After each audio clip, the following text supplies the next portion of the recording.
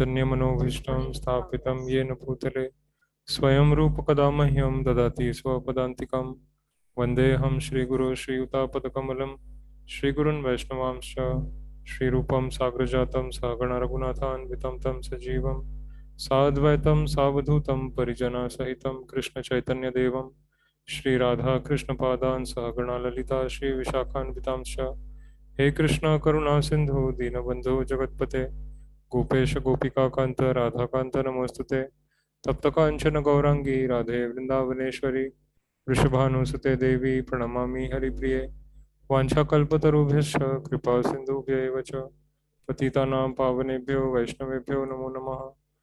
नमो विष्णुपदाय कृष्णप्रेष्ठाय भूतले श्रीमते भक्तिवेदांत स्वामी इति नामिने नमस्ते सरस्वती देवे गौरवाणी प्रचारिणे निर्विशेष शून्यवादी समस्त देश तारिणे जय श्री कृष्ण चैतन्य प्रभु नित्यानंद श्री अद्वैत गदाधर श्रीवासदि गौर भक्तवृंद हरे कृष्णा कृष्णा कृष्णा हरे हरे हरे राम राम राम हरे हरे मुखं करोति वाचालं पंगुं लंघयते गिरिं यत्कृपातमहं वन्दे श्रीगुरुदीनतारिणं न धनं न जनं न सुन्दरीं कवितां वा जगदीशकामये मम जन्मनि जन्मनीश्वरे भवतात् भक्तिरहेतुकी त्वयि तृणादपि सुनीचेन तरोरपि सहिष्णुना अमानिना मानदेन कीर्तनीय सदा हरि। हरे कृष्णा। हम पढ़ेंगे चैप्टर नंबर 3 वर्स नंबर 15 अध्याय 3 श्लोक संख्या 15। नहीं वो उसमें नहीं हटाया बुक में। सभी श्लोक रिपीट करिए। कर्म ब्रह्मोद्भवं विद्धि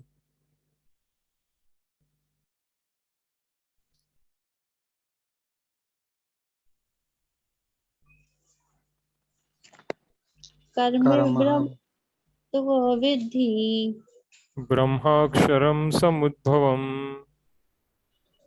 ब्रह्माक्षर समुद्भवम् तस्मात् सर्वगतं ब्रह्म तस्मात् सर्वप्रथम ब्रह्म नित्यं यज्ञे प्रतिष्ठितम् नित्यं यज्ञे प्रतिष्ठितम् कर्म ब्रह्मोद्भवं विद्धि कर्म ब्रह्मोद्भवं विद्धि ब्रह्माक्षर समुद्भवम् ब्रह्माक्षरं समुद्भवम्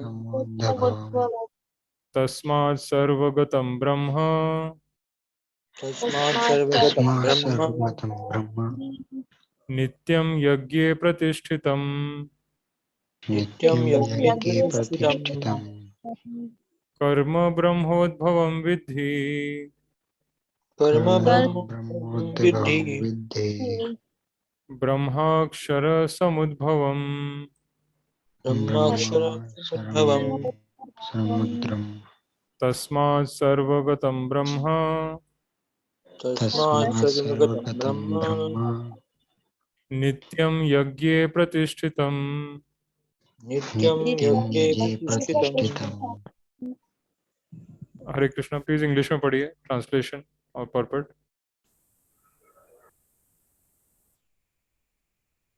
Regulated activities are prescribed in the Veda, and the Veda are directly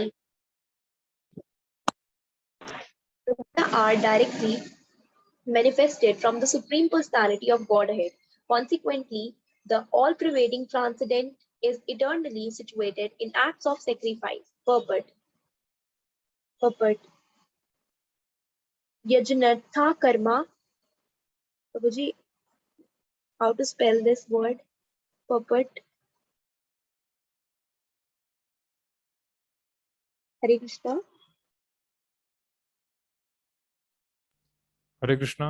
यज्ञार्थ कर्म Yagnartha karma, or the necessity of work for the satisfaction of Krishna only, is more expressly stated in this verse. If we have to work for the satisfaction of the Yagna Purusa Vishnu, then we must find out the direction of work in Brahman or the transcendental Vedas.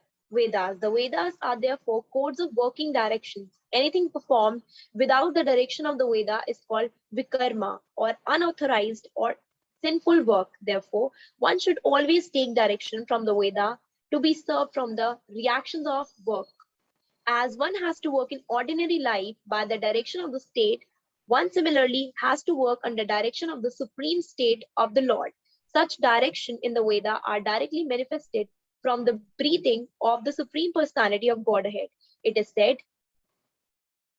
said the four Vedas, namely the Rig Veda, Yajur Veda, Samha Veda, and Atharva Veda, all emanations from the breathing of the great personality of Godhead. The Lord, being omnipotent, can speak by breathing air. For as it is confirmed in the Brahma Samhita, the Lord has the omnipotency to perform through each of his senses the actions of all other senses. In other words, the Lord can speak through his breathing, and he can impregnate by his eyes. In fact, it is said that he glazed over material nature and thus feathered all living entities. After creating or impregnating the conditioned soul into the womb of material nature, he gave his directions in the Vedic wisdom as to how such conditioned soul can return home back to Godhead. We should always remember that the conditioned soul in material nature are all eager for material enjoyment, but the Vedic directions are so made that one can satisfy one's perverted desire, then return to Godhead. Having finished his so-called enjoyment, it is a chance for the conditioned soul to attain liberation. Therefore, the conditioned soul must try to follow the process of yagna by becoming Krishna conscious. Even those who have not followed the Vedic injunction may adopt the principles of Krishna consciousness, and that will take the place of performance of Vedic yagnas or karmas. Hare Krishna, Krishna Krishna, Hare Hare, Hare Ram, Ram Ram, Hare Hare. Jai Srila Prabhupada. Hare Krishna Prabhuji. हरे कृष्णा, जय Srila Prabhupada. Thank you. Please Hindi में पढ़िए.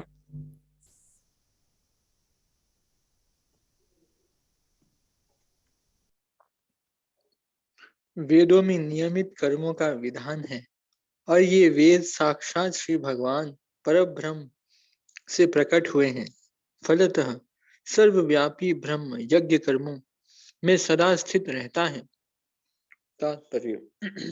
इस श्लोक में यज्ञार्थ कर्म अर्थात कृष्ण को प्रसन्न करने के लिए कर्म की आवश्यकता को भली भांति विवेचित किया गया है. यदि हमें यज्ञ पुरुष विष्णु के परितोष के लिए कर्म करना है तो हमें ब्रह्म या दिव्य वेदों से कर्म की दिशा प्राप्त करनी होगी. अतः सारे वेद कर्मादेशों की संहिताएं हैं. वेदों के निर्देश के बिना किया गया कोई भी कर्म विकर्म या अवैध अथवा पापपूर्ण कर्म कहलाता है. अतः कर्म फल से बचने के लिए सदैव वेदों से निर्देश प्राप्त करना चाहिए. जिस प्रकार सामान्य जीवन में राज्य के निर्देश के अंतर्गत कार्य करना होता है, उसी प्रकार भगवान के परम राज्य के निर्देशन में कार्य करना चाहिए. वेदों में ऐसे निर्देश भगवान के श्वास से प्रत्यक्ष प्रकट होते हैं. कहा गया है, अस्य महतो भूतस्य निश्वसितम एतद ऋग्वेदो यजुर्वेदो सामवेदो सिंहर्षु. चारों वेद ऋग्वेद, यजुर्वेद, सामवेद तथा अथर्ववेद भगवान के श्वास से उद्भूत हैं. ब्रह्म संहिता में से प्रमाणित होता है कि सर्व शक्तिमान होने के कारण भगवान अपने श्वास के द्वारा बोल सकते हैं. अपनी प्रत्येक इंद्रिय के द्वारा अन्य समस्त इंद्रियों के कार्य संपन्न कर सकते हैं. दूसरे शब्द में भगवान अपनी निश्वास के द्वारा बोल सकते हैं और वे अपने नेत्रों से गर्भधान कर सकते हैं. वस्तुतः यह कहा जाता है कि उन्होंने प्रकृति पर दृष्टिपात किया और समस्त जीवों को गर्भस्थ किया. इस तरह प्रकृति के गर्भबद्ध जीवों को प्रविष्ट करने के पश्चात उन्होंने उन्हें वैदिक ज्ञान के रूप में आदेश दिया, जिससे वे भगवत धाम वापस जा सकें। हमें यह सदैव स्मरण रखना चाहिए कि प्रकृति में सारे बद्ध जीव भौतिक भोग के लिए इच्छुक रहते हैं, किंतु वैदिक आदेश इस प्रकार बनाए गए हैं कि मनुष्य अपनी विकृत इच्छाओं की पूर्ति कर सकता है और तथाकथित सुख भोग पूरा करके भगवान के पास लौट सकता है। बद्ध जीवों के लिए मुक्ति प्राप्त करने का यह सुनहरा अवसर होता है। अतः उन्हें चाहिए कि कृष्ण भावना भवित होकर यज्ञ विधि का पालन करें। यहाँ तक कि जो वैदिक आदेशों का पालन नहीं करते, वे भी कृष्ण भावनामृत के सिद्धांतों का ग्रहण कर सकते हैं, जिससे वैदिक यज्ञों का या कर्मों की पूर्ति हो जाएगी। हरे कृष्ण कृष्ण कृष्ण हरे हरे, हरे राम राम राम हरे हरे। जय श्रील प्रभुपाद। हरे कृष्ण प्रभु जी। जय श्रील प्रभुपाद। हरे कृष्णा। Thank you. तो यहाँ पे यज्ञ का महत्व बताया गया है। हमने पहले के श्लोक में भी पढ़ा है यज्ञ के बारे में। अन्नाद भवन्ति भूतानि पर्जन्याद अन्न संभव, यज्ञाद भवति पर्जन्यो यज्ञ कर्म समुद्भव। तो कर्म जो है वो ब्रह्मोद्भवम विद्धि ब्रह्माक्षरम समुद्भवम। मतलब कि ब्रह्म जो है, यहाँ पे ब्रह्म का डेफिनेशन प्रभुपाद ने दिया है सुप्रीम पर्सनालिटी ऑफ गॉडहेड, क्योंकि भगवान का रूप भी है, भगवान श्री कृष्ण का रूप भी है बहुत सुंदर, और उनका नाम भी है। और भगवान अभी भी मतलब पास्ट प्रेजेंट फ्यूचर तीनों अवस्थाओं में भगवान हमेशा रहते हैं। तो इसीलिए प्रभुपाद जी ने यहाँ पे ब्रह्म का जो डेफिनेशन बताया है वो सुप्रीम पर्सनालिटी ऑफ गॉडहेड है, भगवान कृष्ण। और भगवान कृष्ण से ही ये कर्म का विधान शुरू हुआ कि हमें कर्म करना होगा, और कर्म करने से ही हमारी प्रगति होती है भक्ति में। कर्म भक्ति में जो हम कर्म करते हैं उसका नाम सेवा होता है, कृष्णा के लिए सेवा करते हैं। तो एक्चुअली तो प्रकृति का यही नियम है कि हम सबको कृष्णा की सेवा करनी, इसीलिए हम बनाए गए हैं। पर हम लोग इस बात को भूल के दूसरे किसी उद्देश्य के लिए, दूसरे किसी काम के लिए हम लग जाते हैं, और उसमें हम मेहनत करने की कोशिश करते हैं। एक्चुअली हम सबका एक ही काम है, हम सबको भगवान का नाम लेना है, गीता का चैंटिंग करना है, गीता पढ़नी है, भागवतम पढ़ना है, भगवान को स्मरण करना है, उनकी लीला याद करनी है। तो इस तरह से हमें कोशिश करनी है कि हम कभी भी भगवान को भूले नहीं, क्योंकि जैसे ही हम भूल जाते हैं तो हम माया की चपेट में आ जाते हैं, और माया की चपेट से फिर बाहर निकलना बड़ा मुश्किल हो जाता है। हमें वापस से भक्ति में आने में बहुत समय लग जाता है। इसलिए यहाँ पे जो नियमित कर्म बताया है, तो नियमित कर्म कलयुग में है हरे कृष्ण जपना। हरे कृष्ण जपना भी एक कर्म है, क्योंकि हम कुछ बोलते हैं, हम कुछ देखते हैं, हम कुछ बोलते हैं, अपनी इंद्रियों से कोई काम करते हैं। तो बोलना भी बहुत बड़ा काम है, क्योंकि हम लोग कोई भी काम करने के लिए कुछ तो बोलना ही पड़ता है। बिना बोले तो आप काम नहीं कर सकते कुछ भी। तो बोलने की जो शक्ति है या बोलने का जो कर्म है, वो अगर हम कृष्णा की सेवा में लगा देते हैं तो फिर वो भक्ति में काउंट होता है। तो वो जो कर्म है वो ब्रह्म कर्म बन जाता है, भक्ति वाला कर्म बन जाता है, जो हम कृष्णा के लिए करते हैं। और जो हम संसार में करते हैं वो तो ऑर्डिनरी कर्म होता है, उसका अच्छा बुरा फल होता है। अगर वो वेदों के अनुसार है तो वो अच्छा फल देगा, अगर वेदों के विरुद्ध है तो फिर वो गलत फल देगा।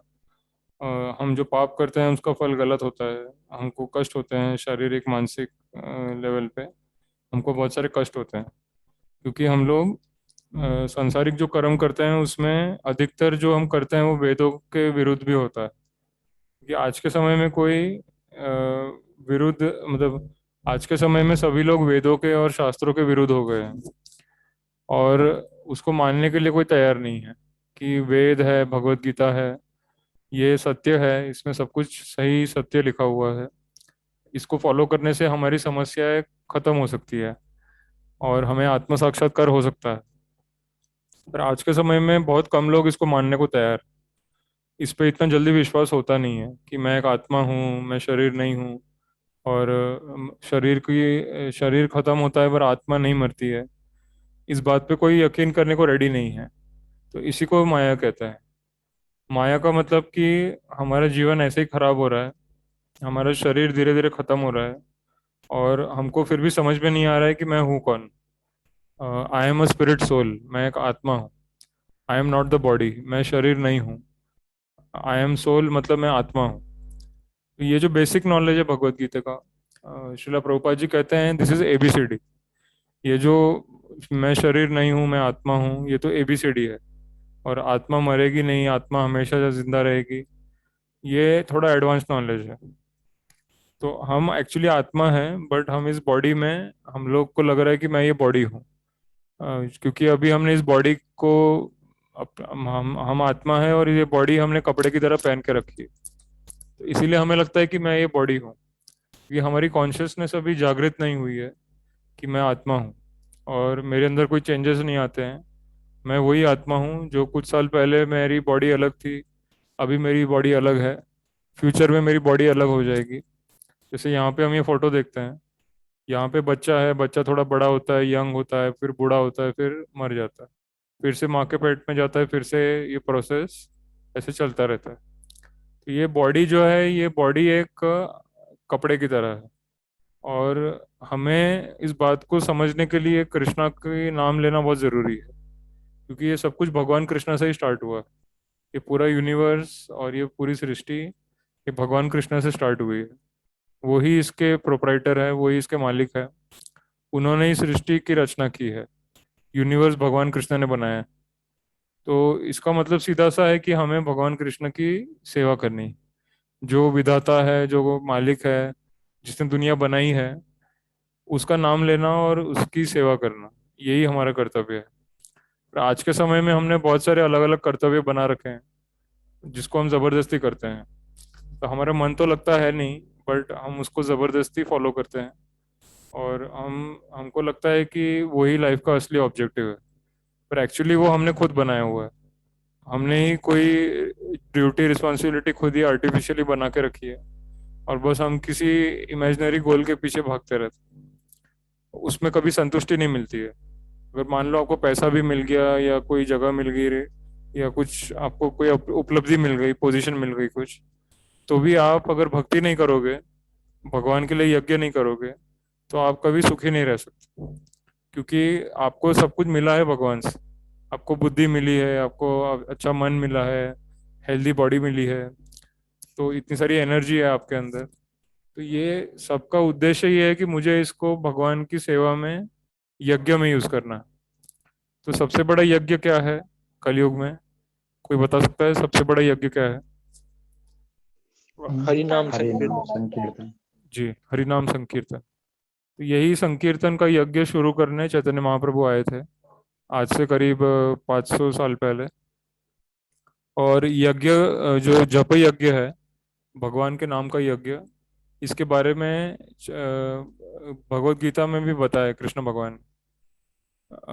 यज्ञ नाम जप यज्ञोस्मि, ये अध्याय 10 में 25 नंबर का श्लोक है, चैप्टर 10 वर्स 25। यज्ञ नाम जप यज्ञोस्मि। तो भगवान ने भगवत गीता में भी 5000 साल पहले जब गीता बोली थी, तभी भी जप यज्ञ का महत्व बताया था। और तब भगवान ने भविष्यवाणी भी की थी कि आज से 5000 साल बाद मेरा एक भक्त आएगा इस धरती पे, जो मंत्र उपासक होगा, मेरे नाम के मंत्र का उपासक होगा। वो निरंतर मेरा नाम जपता रहेगा और उसका प्रचार करता रहेगा, और वो पूरे विश्व को वैकुंठ जैसा बना देगा। तो वो जो भविष्यवाणी की है चैतन्य महाप्रभु ने, वो है शिला प्रभुपाद। प्रभुपाद जी को हम कहते हैं सेनापति भक्त। तो भगवान कृष्ण ने, चैतन्य महाप्रभु ने जिनको भेजा है इस संसार में ये महान कार्य करने के लिए, वो है शिला प्रभुपाद। तो ऑलरेडी उन्होंने बहुत सारा काम कर दिया है, थोड़ा सा काम हमारे लिए छोड़ा है। क्योंकि गुरु हमेशा चाहते हैं कि शिष्य को भी कोई क्रेडिट मिले काम करने का। जैसे एक एग्जांपल प्रभुपाद देते हैं कि जब भगवान रामचंद्र साउथ इंडिया गए थे सीता माता को वापस लाने, तब अगर वो चाहते तो खुद ही अपने बाण से वो ब्रिज बना सकते थे, और उनके अंदर तो पूरा सामर्थ्य है, वो तो सब कुछ कर सकते हैं। बट फिर भी उन्होंने ये जो उनकी सेना थी, भगवान रामचंद्र की जो सेना है, वानर सेना, तो उन्होंने उनको मौका दिया कि देखता हूँ अगर मेरे भक्त मेरी सेवा करना चाहते हैं तो कैसे वो ये पुल बनाएंगे भारत से कन्याकुमारी के बीच, सॉरी कन्याकुमारी से श्रीलंका के बीच में जो ब्रिज है साउथ इंडिया में, वो रामेश्वरम के पास। तो वो ब्रिज बनाने का जो काम है वो भगवान रामचंद्र खुद भी कर सकते थे, उनमें पूरा सामर्थ्य है, पर फिर भी उन्होंने अपने वानर सेना पे छोड़ दिया कि ठीक है तुम ब्रिज बनाओ, मैं नहीं बनाऊंगा, तुम ब्रिज बनाओ। तो फिर वानर सेना को कुछ काम मिल गया कि हाँ ठीक है, हम अभी पत्थर उठाएंगे, उस पर राम लिखेंगे और वो पत्थर फ्लोट करेंगे। तो आज के टाइम में भी अगर आप जाते हो साउथ इंडिया में, तो मैं भी गया हूँ रामेश्वरम में, पर्सनली मैंने वो जगह देखी है, धनुषकोडी, और जहाँ पे जहाँ से स्टार्ट होता है वो पूरा समंदर जो है, जहाँ से राम सेतु शुरू होता है, वो पूरा मैंने दृश्य देखा है। आज भी वहाँ पे पत्थर फ्लोट करते हैं, आज भी वहाँ पे पत्थर तैरते हैं पानी के अंदर। तो ये एक चमत्कार की तरह है, और भगवान राम भी है और भगवान कृष्ण भी है। और भगवान कृष्ण की जो नगरी है द्वारका, वो कुछ साइंटिस्ट को समंदर के नीचे मिली है। तो ये बहुत इम्पोर्टेंट है कि हम इस बात को समझे कि भगवान क्या चाहते हैं, प्रभुपाद जी क्या चाहते हैं। प्रभुपाद जी चाहते तो वो पूरा काम करके चले जाते, पर उन्होंने हमारे लिए कुछ काम छोड़ा है, तो अब हमें इसको पूरा करना है।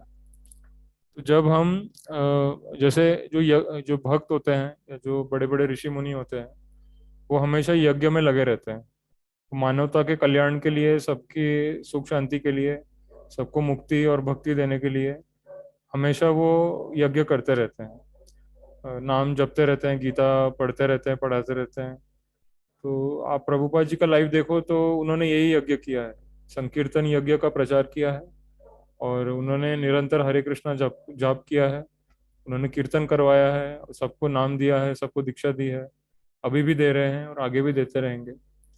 इस तरह से प्रभुपाद जी हमारे साथ है और वो यज्ञ में लगे हुए हैं, पर कुछ कुछ ऐसे काम है जो उन्होंने हमारे लिए छोड़ रखे हैं। तो यही इसी को कहते हैं कि कर्म जो है, जो काम है, सेवा है, वो भगवान से ही स्टार्ट होती है। हमें भगवान के ही सेवा करनी है। जहाँ से पूरा यूनिवर्स स्टार्ट हुआ है, वहीं पे हमें अपनी सेवा वापस देनी है, क्योंकि वो एनर्जी सोर्स है। तो सोर्स के अंदर ही वापस अपनी सेवा को अर्पित करना है, तो फिर सोर्स में से हमको मिलता रहेगा। वैसे देखा जाए तो ये जो सोर्स है भगवान कृष्ण, अनलिमिटेड है, इनफाइनाइट। तो भगवान कृष्ण हम सबसे सेवा ले सकते हैं। कई बार जैसे हमको भी कुछ लोग क्वेश्चन पूछते हैं, कहते हैं कि प्रभु जी भगवान इतने सारे लोगों को अपने सेवक के रूप में कैसे ले सकते हैं, कैसे पॉसिबल है। इसका आंसर ये है कि भगवान कृष्ण जब आए थे लीला करने इस दुनिया में, तभी भी 16,000 रानियां थी, और हर एक रानी के लिए उन्होंने अपना विस्तार किया था, और हर एक के लिए अलग महल बनाया था। ये स्वयं नारद मुनि ने आके देखा कि अ, भगवान ने इतने सारे महल बनाए हैं अपनी 16,000 रानियों के लिए, और भगवान 16,000 रूप में अलग अलग रानी के साथ अलग अलग पैलेस के अंदर है। तो भगवान चाहे तो अपनी कितनी भी कॉपीज बना सकते हैं, और मतलब रिक्वायरमेंट के अनुसार, या अगर कोई बहुत सारे भक्त है जो उनकी सेवा करना चाहते हैं, तो इसमें कोई लिमिटेशन नहीं है कि इतने ही लोग सेवा कर सकते हैं या ऐसे ही सेवा कर सकते हैं। सभी लोग सेवा कर सकते हैं भगवान की, और उसी को यज्ञ कहते हैं। यहाँ पे जो यज्ञ बताया जा रहा है ये भक्ति का यज्ञ है, और भगवान ही हर वस्तु का सार है। तो यही प्रभुपाद जी समझाना चाहते हैं कि सब कुछ भगवान से शुरू हुआ है, पूरा यूनिवर्स ही भगवान से स्टार्ट हुआ है, और भगवान बार बार आते हैं इस यूनिवर्स में और भगवत गीता सुनाते हैं। मतलब एक इंटरवल के बाद भगवान आते हैं यहाँ पे, और यहाँ पे आके वो सभी को भगवत गीता का ज्ञान सुनाते हैं और सबको बचाने का ट्राई करते हैं, पर हम लोग बच नहीं पाते हैं कि माया इतनी स्ट्रांग है। अब आप सोचिए कि ये पूरा जो यूनिवर्स है, ये करोड़ों साल की इसकी टाइम स्केल है, और कैसे ये चल रहा है हमको सोच पाना हमारे लिए इम्पॉसिबल है कि कैसे भगवान ने इतना बड़ा यूनिवर्स बनाया है। पर भगवान के पॉइंट ऑफ व्यू से ये तो बस एक छोटे से दाने की तरह है। जैसे चावल का छोटा सा दाना होता है, तो भगवान के लिए भी एक छोटे से दाने की तरह ये पूरा यूनिवर्स, कि उनके पॉइंट ऑफ व्यू से तो ये कुछ भी नहीं है। हमको बहुत बड़ा दिखता है क्योंकि हम एक्चुअली यूनिवर्स के अंदर है। और यहाँ प्रभुपाद ने समझाया भी है कि कैसे भगवान अपने दृष्टिपात से प्रकृति के अंदर हम सबको डाल देते हैं। जैसे ही हमारे मन में माया आती है या भगवान से अलग कुछ एंजॉय करने की इच्छा आती है, तो उसको माया कहते हैं।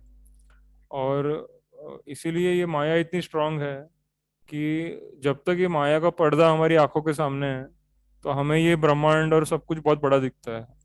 बट जैसे ही हम भक्त भगवान की शरण में आ जाते हैं, भगवान मतलब सबसे सूक्ष्म होते हैं भगवान, उनकी शरण में आना इतना इजी नहीं होता है, क्योंकि वो दिखते भी नहीं है इतना इजीली। हमें बहुत ध्यान लगाना पड़ता है, बहुत मेडिटेशन करना पड़ता है, तब जाके थोड़ा सा अनुभव होता है भगवान के बारे में। तो हमें ये सोचना है कि हम सब भगवान के सर्वेंट, बस यही यज्ञ है, यही हमारा सेक्रीफाइस है, कि हमें और किसी चीज की अभिलाषा नहीं करनी है। अन्य अभिलाषिता शून्यम ज्ञान कर्मादि अनावृतम अनुकूल्येन कृष्णानुशीलनम भक्तिरुत्तमा। तो हमें बस एक ही कर्तव्य पूरा करना है। हमें पूरे ध्यान से हरे कृष्णा कृष्णा कृष्णा हरे हरे हरे राम राम राम हरे हरे, इस महामंत्र का हमें निरंतर जाप करना है। बस यही यज्ञ है, इसको संकीर्तन यज्ञ बोलते हैं। और संकीर्तन यज्ञ करते रहना बहुत इंपॉर्टेंट है, क्योंकि अभी के टाइम में इतना कंफ्यूजन हो गया है, तो लोगों को पता ही नहीं कि एक्चुअली करना क्या है, लाइफ का मतलब क्या है। लाइफ का मतलब क्या यही है कि खाओ पियो एंजॉय करो सो जाओ। तो ये तो पशु भी करते हैं, ये तो जानवर भी करते हैं, तो इसमें कोई स्पेशल बात नहीं है। बट स्पेशल बात कब होगी, जब हम धर्म को फॉलो करेंगे। धर्मो ही तेषाम अधिको विशेष, मतलब कि वैसे तो देखा जाए तो जानवर और इंसान में फर्क होता है, बट इंसान ये सोचता है कि मुझे धर्म की जरूरत नहीं है, मतलब मैं जैसा हूँ वैसा ही ठीक हूँ। अ, मुझे किसी धर्म को फॉलो करने की, भगवान को हाथ जोड़ने की जरूरत नहीं है। तो यही हमारे अज्ञान का लक्षण है। हम एक्चुअली देखा जाए तो हम भगवान पे डिपेंड है। ये पूरा यूनिवर्स, पूरी धरती, सूरज चांद हवा सनलाइट, ये सब कुछ भगवान ने बनाया है। हम नहीं बना सकते, हम इतना बड़ा यूनिवर्स नहीं बना सकते। हम सूरज की तरह कोई पावरफुल लाइट का सोर्स नहीं बना सकते। तो और हम अनाज भी नहीं बना सकते, अनाज का जो बीज होता है वो भी भगवान से आता है। तो ये सारी चीजें हमें ध्यान रखनी होगी कि भगवान है तो ये सृष्टि है, मतलब भगवान पूरी सृष्टि के मालिक। तो हमें छोटी मालिक की सेवा नहीं करनी, हमें बड़े मालिक की सेवा करनी। तो कृष्ण भगवान की सेवा करना एक्चुअली बहुत बड़ा पोजीशन, और भगवान हमको एक्सेप्ट करते हैं, ये भगवान का और गुरु का बड़प्पन है कि हमारे अंदर इतने दोष है, अपराध है, फिर भी वो हमसे सेवा एक्सेप्ट करते हैं। क्योंकि ये यज्ञ किए बिना हम बच नहीं सकते, यही मेन पॉइंट है इस श्लोक का, कि बिना यज्ञ किए हम सरवाइव नहीं कर सकते। हमें सबको मिलके बार बार मिलना चाहिए, मतलब प्रोग्राम्स होते रहते हैं, कुछ ना कुछ होता रहता है। तो हमें कोशिश ये करनी चाहिए कि हम बार बार मिलते रहें, बार बार हम गीता पढ़ते रहें, चैंटिंग करते रहें, हरे कृष्णा चैंटिंग करते रहें, और हमेशा भगवान को याद करने का प्रयास करें और एक दूसरे को मदद करें। चैतन्य महाप्रभु ने बात बोली है, एकाले अमार नहीं पाय बल हरि नाम संकीर्तन। तो चैतन्य महाप्रभु कहता है कि मैं अकेला नहीं कर सकता, ये पूरे वर्ल्ड के लेवल पे सभी को महामंत्र की महिमा सुनाना, ये महाप्रभु खुद बोल रहे हैं, वो तो स्वयं कृष्णा है। तो महाप्रभु भी हमको सिखा रहे हैं कि हमें कैसे फॉलो करना है, हम कैसे फॉलो करके हम प्रगति कर सकते हैं भक्ति में। ये भगवान ने नोट्स बनाए हैं इसके बारे में, शिला प्रभुपाद ने इसके बारे में नोट्स बनाए हैं, और हमें बस उनको फॉलो करना है। हमें शिला प्रभुपाद जी को फॉलो करना है। उन्होंने जो नोट्स बनाए हैं, उन्होंने जो बुक्स लिखी है, उन्होंने जो जिस तरह से एक्सप्लेन किया है, उसमें सब कुछ क्लियर हो जाता है कि भगवान कौन है, मैं कौन हूँ, गुरु कौन है। गुरु शिला प्रभुपाद है, भगवान राधा कृष्णा है, चैतन्य महाप्रभु है। और कलयुग में मुझे और कोई ड्यूटी नहीं करनी है, एक ही ड्यूटी करनी है। मुझे निरंतर हरे कृष्णा कृष्ण कृष्ण हरे हरे हरे राम राम हरे हरे, ये निरंतर मेरे को नॉन स्टॉप चैंटिंग करते रहना। ये इसके बारे में प्रभुपाद ने सब कुछ एक्सप्लेन करके रखा है। अगर मन में डाउट भी आता है तो आप बस प्रे करो प्रभुपाद से कि मुझे डाउट आ रहा है, कि आप प्लीज आंसर दीजिए कुछ, तो कहीं ना कहीं से आंसर आपको मिल जाता है, या तो किसी लेक्चर में या किसी बुक में, या किसी डिवोटी ने कोई प्रभुपाद का लेटर पढ़ा है, तो कहीं ना कहीं से वो चीज़ आपके सामने आ जाएगी कि आपके मन में जो क्वेश्चन चल रहा है उसका आंसर भी आ जाता है। तो ये हमारा पर्सनल एक्सपीरियंस है कि प्रभुपाद जी बहुत सपोर्ट करते हैं। कोई भी यज्ञ करना चाहता है, भगवान का नाम लेना चाहता है, भगवान को फॉलो करना चाहता है, गीता पढ़ना चाहता है, तो शिला प्रभुपाद जी बहुत सपोर्ट करते हैं। और अब हमको भी उनको सपोर्ट करना है, हमें भी प्रभुपाद के बारे में सबको बताना है।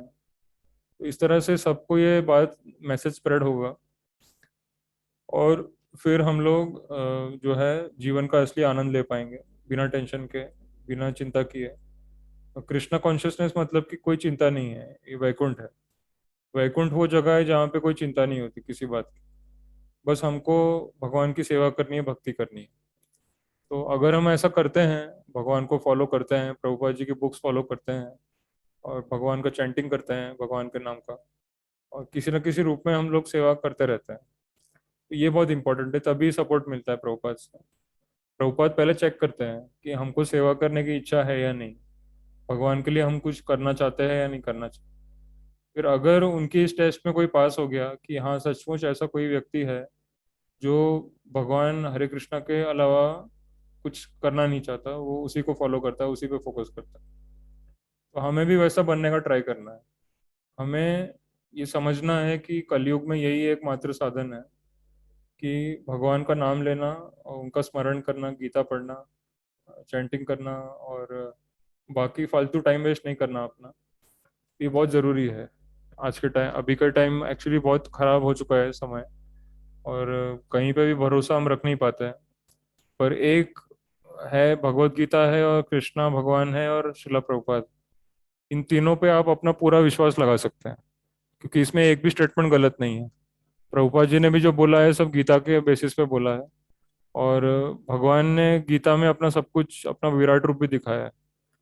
तो ये स्पष्ट है कि भगवान ही सब कुछ, और भगवान को हमें फॉलो करना है, गीता को पढ़ के, गीता को फॉलो करके, प्रभुपाद जी के इंस्ट्रक्शंस को फॉलो करके हमें बस प्रभुपाद जी के पीछे चलना है, फॉलो करना है। तो ये बहुत मुश्किल काम नहीं है, प्रभुपाद जी ने बहुत इजी बना दिया सब कुछ।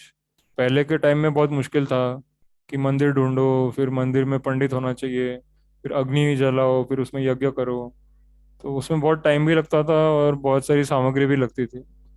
पर आज के समय में प्रभुपाद ने सब कुछ इजी बना दिया कि तुम बस जहाँ पे हो वहीं पे रहो, और हरे कृष्णा चैंटिंग करते रहो, और भगवान का स्मरण करते रहो, और गीता पढ़ते रहो बस। अगर हम ये करते हैं तो फिर हमको यज्ञ का फल मिलता है, और हमारे लिए तो फल यही है कि हमको सेवा मिले भगवान की, प्रभुपाद जी की, कुछ ना कुछ सेवा मिले, हम उनके लिए कुछ कर पाए अपने, हमारे हमारे पास जो कुछ भी वस्तुएं हैं उससे हम भगवान की सेवा कर पाए, यज्ञ कर पाए भगवान के नाम का। यही मेन सहारा है हमारा कलयुग में, इसके अलावा कोई सहारा नहीं है हमारा। जो भगवान को फॉलो नहीं करता, गुरु को आइडेंटिफाई नहीं कर पाता, तो वो धीरे धीरे संसार मतलब जो ये सब नहीं कर पाते हैं वो, फिर उनको प्रॉब्लम्स आती है लाइफ में। मतलब जब वो यज्ञ नहीं कर पाते हैं, भगवान का नाम नहीं ले पाते हैं, तो फिर बहुत सारी प्रॉब्लम्स आती है।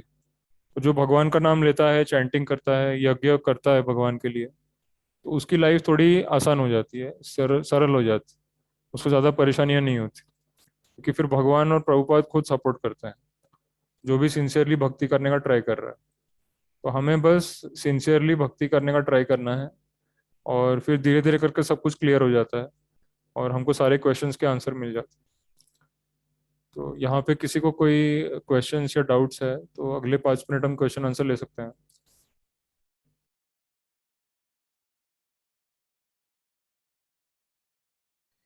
प्रभु जी मेरा एक सवाल मेरे कुछ सवाल है प्रभु जी। हाँ, आज आज जैसे मेरे को एक भक्त मिले जिनसे मेरा मतलब कुछ वैसा हुआ था, इंटरेक्ट हुआ था, मतलब आपस में बिल्कुल वो भी बिल्कुल वैसे ही कॉम्पीट कर रहे थे जैसे मेरे को करना था।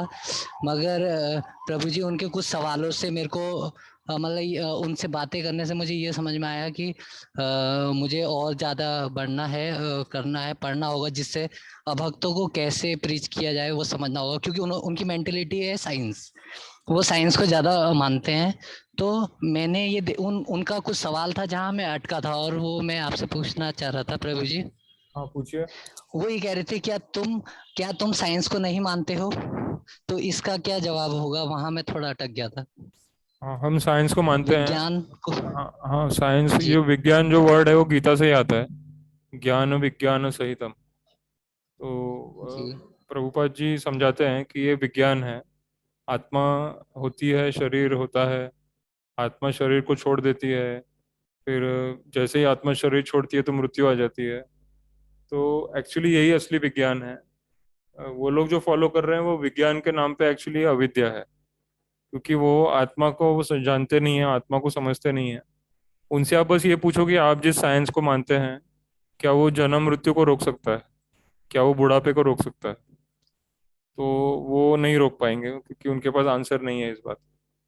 तो वो जो कंट्रोल है, मृत्यु, जन्म मृत्यु और बुढ़ापा, ये जो कंट्रोल है ये भगवान के हाथ में आज भी है। और इसीलिए सबको जी बुढ़ापा बुढ़ापा भी आता है, मृत्यु भी आती है। कोई टेक्नोलॉजी, कोई विज्ञान, कोई मशीन, कोई डॉक्टर उसको रोक नहीं सकता।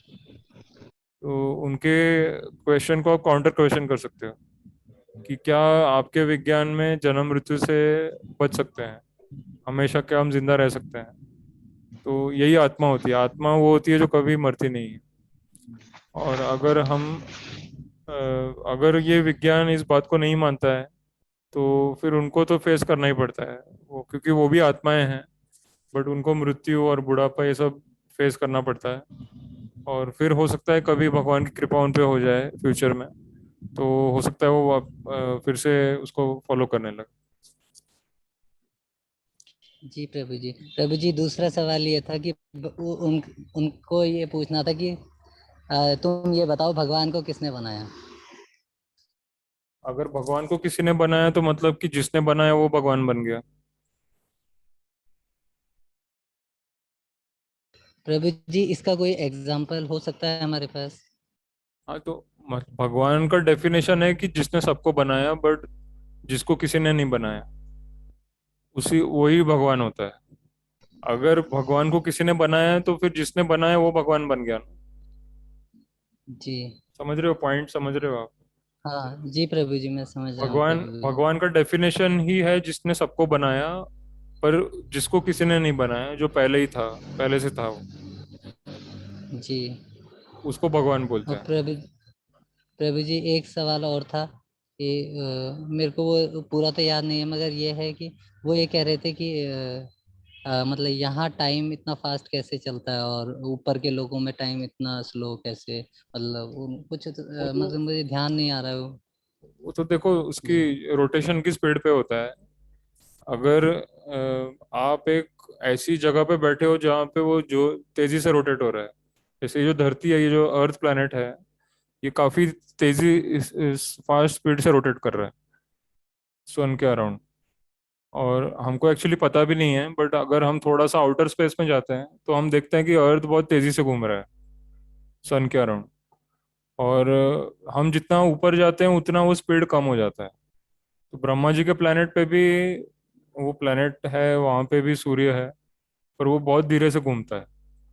और इसीलिए वहाँ पे टाइम थोड़ा धीरे चलता है। तो जो रोटेशन की स्पीड होती है उस पर डिपेंड करता है, क्योंकि टाइम हम कैलकुलेट करते हैं कि सूर्योदय हुआ फिर सूर्य अस्त हुआ। पर अगर हमारा प्लेनेट बहुत तेजी से घूम रहा है तो मतलब कि वो सूर्य का उगना और अस्त होना फास्ट होता है।